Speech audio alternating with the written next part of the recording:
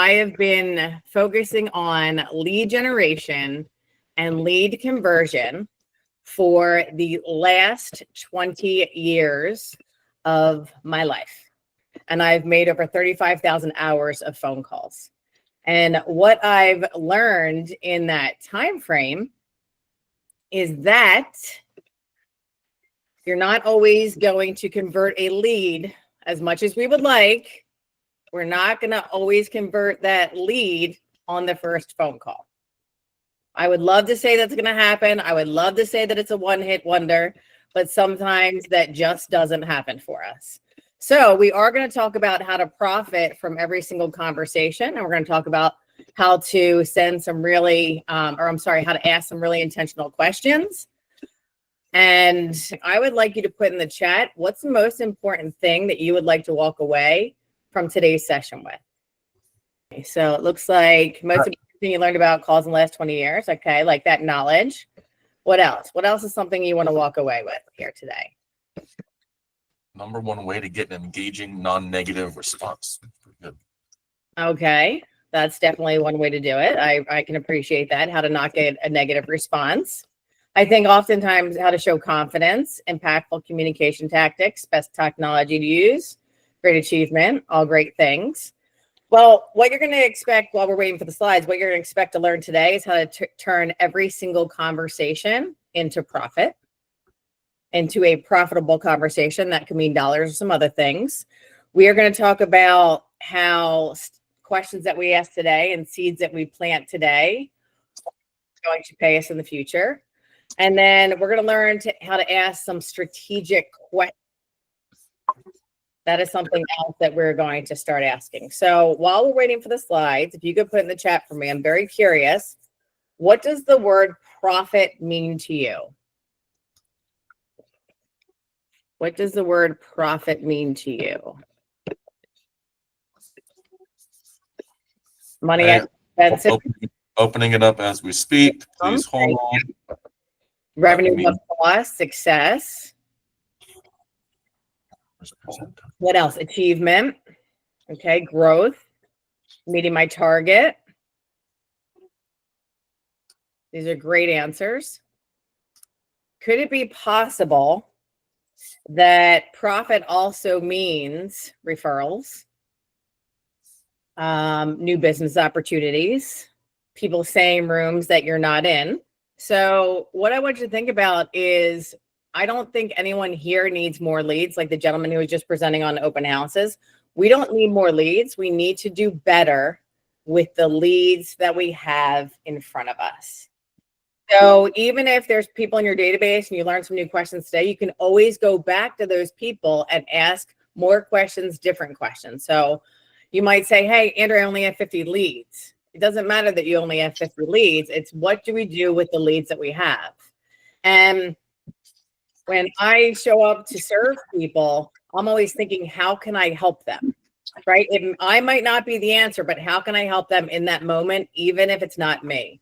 I think it's pretty ironic that I have a lead generation and a lead conversion company, except I don't lead generate and lead convert. All of my business is income and referrals. And it's because how I show up in my conversations. All right. So if you can put in the chat for me, who are you prospecting? And Emily, I'm going to expand your brain, little lady, to have that profit be a little bit bigger than that. Because sometimes we're making deposits into relationships that eventually come back around and put money in our pocket. So everyone, Sphere, past clients, your database. Wow, 40,000 leads. Look at you, Lauren. Sphere of influence. Okay, so we know who we're talking to. There are a few things that will put us in prospecting jail. So if you're a client of mine, you would know that I say, do not pass go, do not collect $200, because there are some violations that people make when they are showing up to prospect, whether it is Sphere, past clients, referrals. They do a few things. Number one, that will put you in prospecting jail is showing up with certainty and not curiosity. When you show up with certainty and not curiosity, it lands us in a position where I don't know if there's people on this call, but there's this thing called trash leads or archive leads. Who here has called someone on the phone like, sorry, I already bought it, and you've hung up the phone? That's our future seller, Chase. Stop doing that. You too, Jeffrey. To be honest. Or they have an agent archive. You wouldn't believe the amount of trash and archive leads because on that first phone call, we're just looking for the next transaction instead of the next relationship, and we go into the next lead. Okay, every single lead in your database is worth something because you paid for it. So the first step in getting out of lead generation jail is being super curious and not certain when you're making your phone calls. Step number 2 of staying out of lead generation jail is that we want to make sure that we are following the other person's agenda and not ours. So we don't want to show up selling. We want to show up serving. When we show up serving, we find out what's important to the other person. And we're going to go through some questions after we go through the framework of how we do it. So number 1, we need to be curious and ask really good questions, not the LP mama questions, beds and bath. We're going to ask questions that helps you understand their motivation. Number 2, we need to follow their agenda and not ours. And when we show up to serve, everyone wins. What I want you to think about is if you were to go and everyone's taking, you went to a networking event, there would be nothing to take. But if everyone showed up at a networking event and everyone had something to give, then there's transactions and relationships happening. So I want you to think about serving on your sales calls and not just about what you're going to get out of the transaction. So that's your mindset. And then the third piece is the person who asks the questions is in control of the conversation. So sometimes when we prospect, we get on the back foot because someone starts asking us questions. I'm going to have you answer questions. I always want you to give an answer and ask a next question. So now that we know what not to do to be in prospecting jail, so out of curiosity in the chat, what do you think is the percentage of hitting the bullseye when you throw a dart on the first throw? What is that percentage? 20%? Linda, you must be good at darts. There's a lot of people good at darts. It is about less than 1%. I like some of these guesses. I appreciate the participation. So throwing darts is a lot like making your first phone call. If we're prospecting, the chance of us converting that lead on the first phone call is probably, if it's an online lead, it's 1 to 3%. If you're good with online leads, it might be 10%. If it's a referral, it could be 40%. But we want to do what works with more people more of the time. So if we go into that first call knowing that there's a framework to follow and a next step to set up, we're not going to show up as anxious as we would be as we're trying to get an appointment. Now, if an appointment turns out, that's great. I love that for you. But let's go into that first call thinking we might not hit a bullseye on the first call because you can still win darts without hitting the bullseye. Okay? So it's going to be a number of throws in different areas. So our number of throws like we would be doing in darts is the questions that we would ask. So knowing that we only have 20 minutes on this call and I could speak to you for 20 years about prospecting, there's 3 things that I want you to do in your phone conversation that if you do nothing else, you'll be able to nurture and convert more leads. Okay? I would like to teach you all 32 of Phil's magic phrases, but we're just going to go with 3 today. All right. So what's important about is the sister to how important is it? Now, how important is it is a magic phrase. So if people do things for their reasons, not ours, if we don't understand what's important about the move, what's important about the city, what's important about selling their home, we don't have a lot of room to be influential and persuasive. Believe it or not, spending a lot of times with agents, spending a lot of times in database, this question is often missed. So if you don't do anything else, if you say what's important about living in Dallas, what's important about selling your home, not assuming that's the most amount of money, and you ask that question a few times, you'll be 10 times better in your prospecting because now we know what's important about the move. Now, does anyone want to buy or sell a house? No, Jeffrey, get out of here. No one wants to buy or sell a house. They want to buy or sell a house because, okay? And we need to ask their because. What is their because? That is what we're trying to find out. No one wants to pack other crap and move it across the country. No one wants to sign up voluntarily for the 30-year mortgage, right? They're doing it because something happened. So if I said to Chase, if you want to role play with me for a hot second, hey, Oh Chase, boy. out of curiosity, what's important to you about moving to Dallas? Yeah, I need to get out of California. It's too moderate of a climate, and I really want to be scorching hot in July. Great. Okay, so you want to be scorching hot in July and you want to move out of California. What else is important about moving to Texas? My job is transferring to outside of Dallas, and we're going to have to uproot no matter what. Okay, your job is transferring. What else? Okay, so I went 2 layers deep with Chase. Before you even pass go, collect $200, I want you to understand what else is important. And then if he says I want to move closer to my job, okay, why is it important for you to live close to your job? I want you to go really, really, really, really, really, really, really, really deep with this question. And then the evil twin sister, I could say to Chase, on a scale of 1 to 10, how important is it that you make this move in 2025? Yep. If he says 8, 9, 10, I'm thinking game on. If he says anything between 1 and a 7, I'm like, okay, this guy's a nurture. And then I might say, well, help me understand what will make it an 8, 9, or 10. And then we're going to get into, is that a condition or objection? So this is one of my favorite questions. I don't want you to ask people what their motivation is. I want you to ask them what's important about, or how important is it. So I'm going to take a breather there for a second. So who currently uses this question at a high level in their prospecting? If you could put it in the chat. Yes, no, maybe so. Maybe.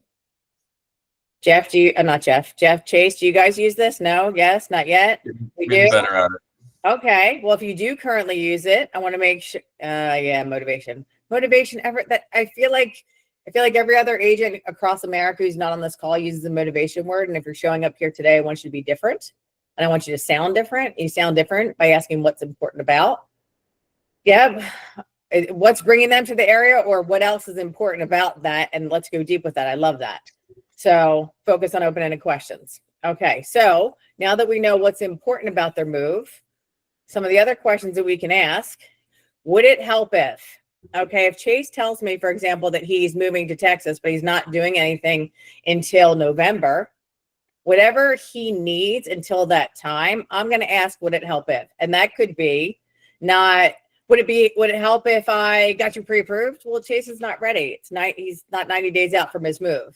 So when you ask the phrase, would it help if, it really needs to be an easy yes. So if Chase isn't doing anything until the fall, I might say, would it be helpful if we did a video call so I could share with you, and this is assuming I already asked about his experience about buying in Texas.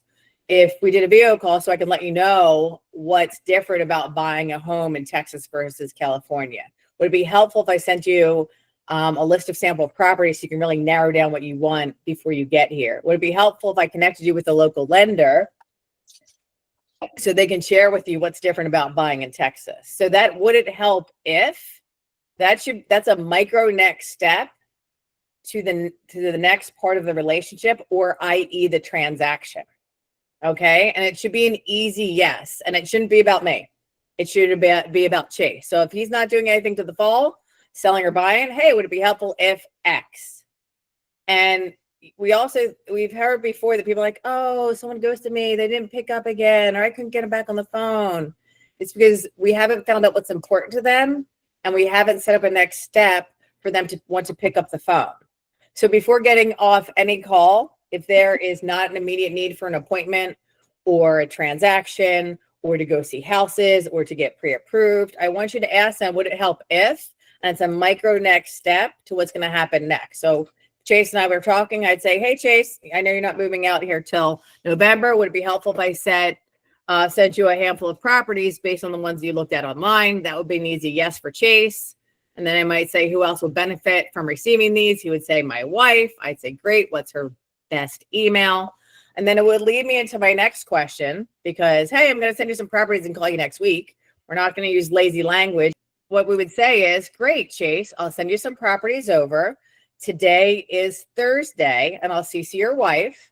The next step is that I'm going to call you next week to get your feedback because I know you're not moving here anytime soon, but I really want to send you properties that interest you. So would Tuesday or Wednesday be the best day to call you? And Chase might say, Wednesday's the best call. And I'd say, great. Would 2 o'clock or 4 o'clock work? And he would say 4 o'clock. And I'd say, great. Would be helpful if your wife was on that call too. So oftentimes when we set up a next step or it's a nurture, we don't pinpoint it. And then we never get those people back on the phone, right? I want to make sure that when we set up the next step to get somebody on the phone, that it's a pinpointed date and time. Now, you can say what happens next, or the next step is. The reason we ask that, and I always relate this to going to school, we went to, some of us, preschool, kindergarten, high school, maybe college, get a job, start a 401k, get married, white picket fence, have kids, buy a house. We've been taught our whole entire life what happens next. It shouldn't be weird if we ask them what's important. We set up a helpful next step for us to tell them what happens next. So out of curiosity in the chat for me here, who here currently uses the phrase, would it be helpful, in their language? It's not about the magic phrases. Good job, Ola. It's not about the magic phrase. That's like my favorite one. What'd you say, Elena? I'm sorry. That's my favorite one. I'm bad about the other ones, but at least I can do that one. Good. Some of us, hey, Steve, good to see you here from my town, right? We always want to make sure that we are setting up that next step for them. So if you use no other phrases from Phil's book, how important is it? What's important about? Would it be helpful if? Those are good for my nurturers, which is going to be a huge percentage of your calls. We're not going to have that bullseye on the first call. And then the next step is to make sure we nail down. You can go to the next slide, Chase. What the next occurrence is. No one likes one-hit wonders. Now, I tried to fit 20 years into 20 minutes. If there's additional questions outside of our 10-minute Q&A today, you can find me on Instagram. You can text me. You can email me. I'm not going to try and sell you anything. I promise that. I will answer all of your questions until there's no questions left. And you're going to get me via text versus phone call because I'm always on the phone.